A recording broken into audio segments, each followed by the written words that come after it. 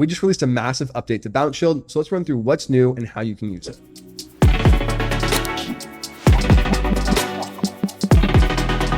So if you don't already know, you can use BounceShield when you're building a playbook. You can hop up here, click Add a Step, and go to BounceShield and click Add Step. It is worth noting that it does cost 1 credit, which is essentially 10 cents per task. But that's actually a great deal, and I'll explain why here in a moment. We'll go ahead and add it.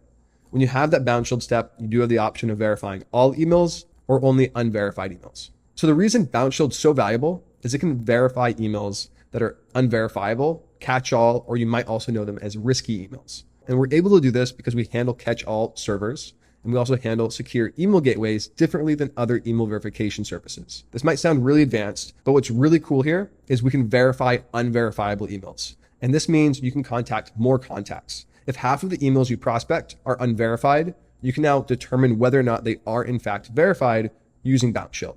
And once BounceShield's done processing, we'll automatically update the email status in LeadLoft to verified or to invalid, depending on the result of that BounceShield task. Now let's cover what's new. I already covered some of the technology behind it, but one of the biggest changes is that there's no longer a 2-day delay. Previously, when a contact hit a BounceShield step, it would sit there for 2 days while we verified it, and then would move on to the next step. Now it's nearly instantaneous. This means when you enroll a contact, they hit the BounceShield step, we determine if that email is in fact verified or invalid, and they immediately move on to the next step. This means there's no weird delays or awkwardness when running your outreach campaigns. So now let's cover when you want to use BounceShield.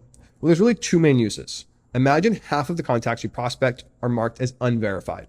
Well, in that case, you won't be able to contact them because we don't recommend contacting unverified email addresses, simply because they have really high bounce rates.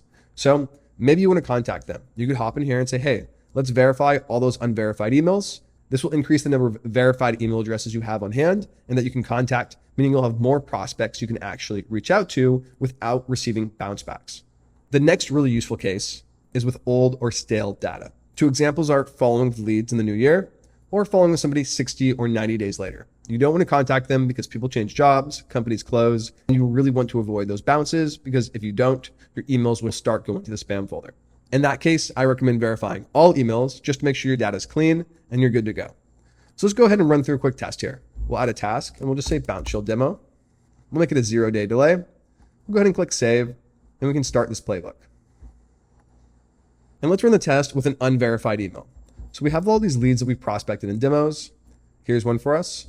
Now let's enroll Bob here into that playbook to see if his unverified email, which you can see by this yellow dot here, is verified or invalid. We'll click enroll.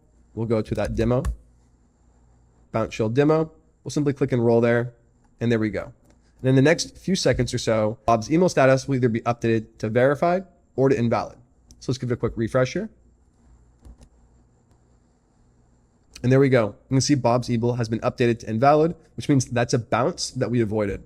And this works the same way if the unverified email is actually verified, it would update the status here to verified. So that's our latest update to BounceShield. This is live now and you can begin using it. If you already have BounceShield set up, nothing's needed from your end, you're automatically going to begin using this new process. Otherwise, make sure you add that BounceShield step to the top of your playbooks. I'll see you guys in the next video.